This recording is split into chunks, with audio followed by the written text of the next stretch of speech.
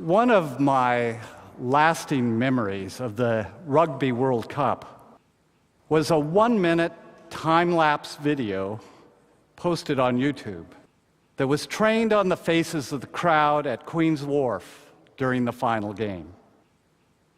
For the first half, the crowd was confident, boisterous, and in a mood to begin the victory party. After all, we had defeated the French handily just a couple games before.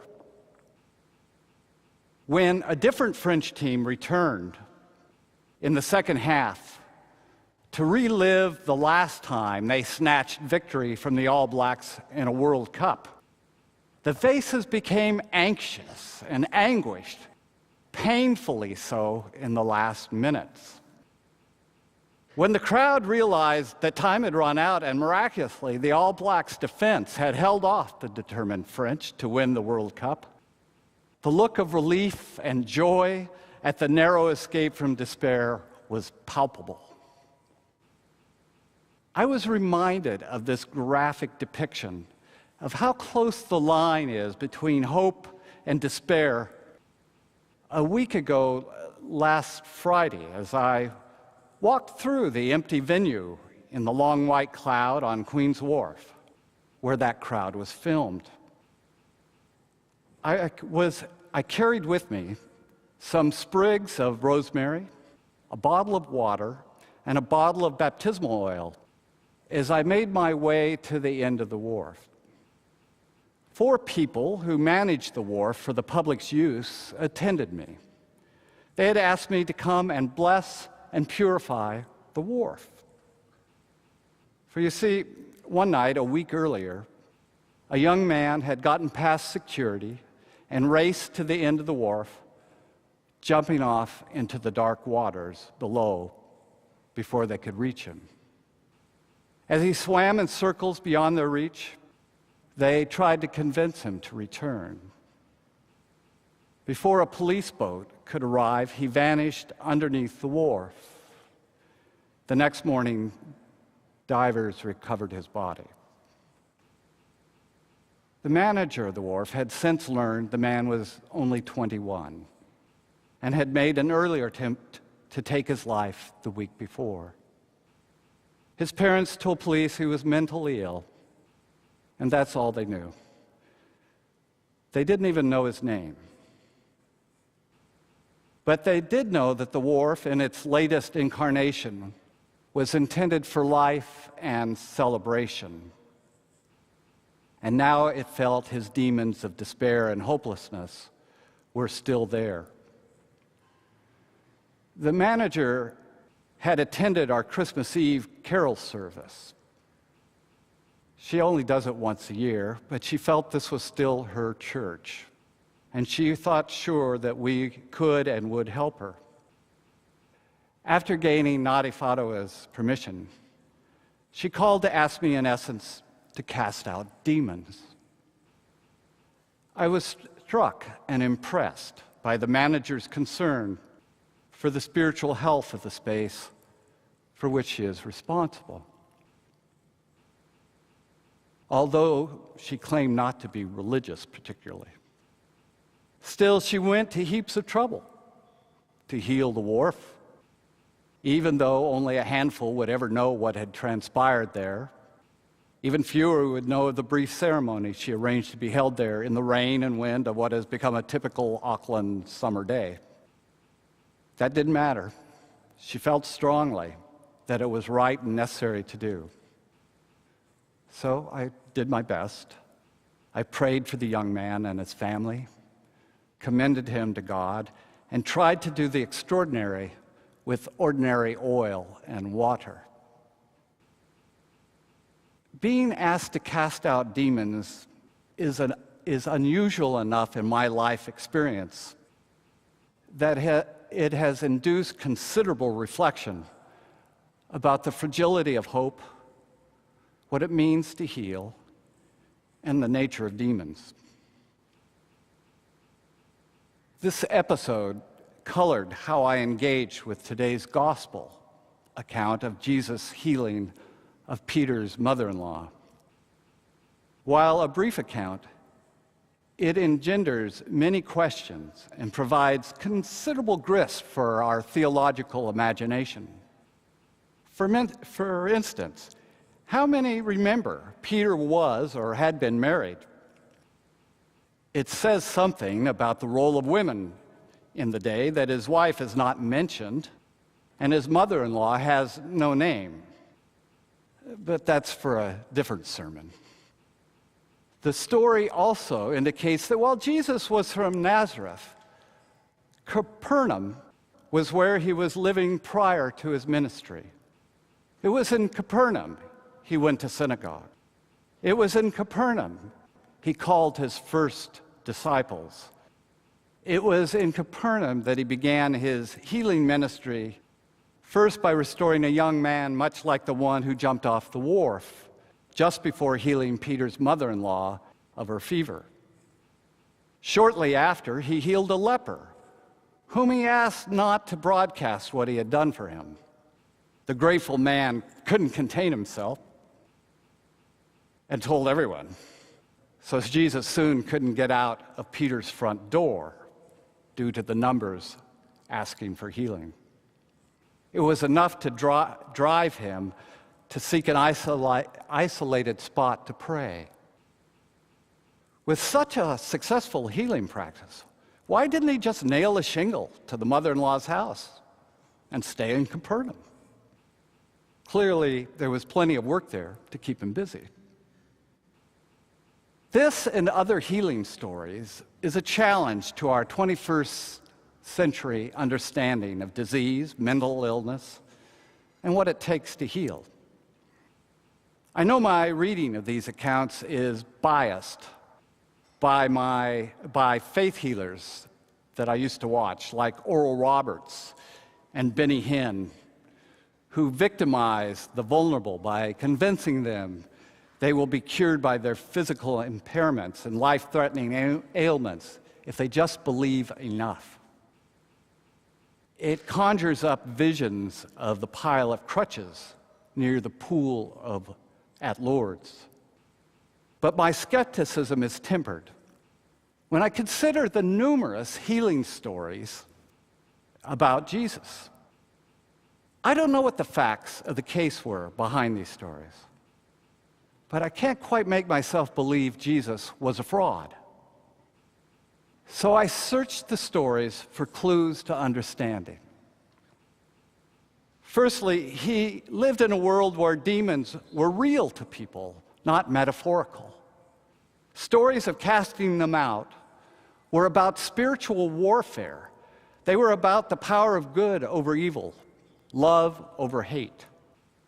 Stories about casting them out were a way for his followers to express that God was working through him. Secondly, he lived in a world where illnesses weren't caused by bacteria or viruses. It was the direct result of God's disfavor. It was deserved divine punishment. Thirdly, he lived in a world that was divided by purity laws. Those who were ill or diseased were considered impure by the powers that be and pushed to the margins of society. They were not only sick, but left alone and hopeless as well. They were excluded, blamed, and reviled. What runs through all Jesus' healing stories, that Jesus, out of compassion, used his touch to restore people to the community who had been left hopeless on the margins. In today's story, he is said to have raised up Peter's mother-in-law, and her fever left her. Interestingly enough, the word to raise up is the same word used to describe what happened on Easter morn. Jesus was raised up from death to life. What is more important than what Jesus did for her is the mother-in-law's response to healing. She got up and did what any good Jewish homemaker would do in the day. She served her son-in-law and honored guests a meal. A reminder that feasting and the heavenly banquet are central images of a healed creation. It is her response that is at the crux of the story. Not coincidentally, the phrase "to raise up" is also used to describe Jesus being lifted up on the cross. Taking up our cross to serve is the price of being healed. Finding new life in a world that is too often savaged by the demon of no hope. Jesus' ministry is a call to each of us who have been healed by his touch to lift up our fellow travelers in this world and to silence his demons. The line between hope and despair is fragile, and whether or not we like it, for many we meet, we may be it. I am haunted by the fear that I could have lifted up the young man who went off the wharf, but he was invisible to me. Not knowing why he felt suicide was his only option leaves my imagination filling in the vacuum. Even if our paths never crossed, were the causes of his despair something I could see but fail to address or choose to deny? This faith was reinforced by a story in that latest theological journal, The Rolling Stone. It tells of a school district in Minnesota, where in less than 2 years, 9 children committed suicide, and numerous others attempted it. 4 of the dead were gay or lesbian or perceived to be. Some of the others may have been, but were not out, or perhaps they only thought they might be, quietly. How could this happen?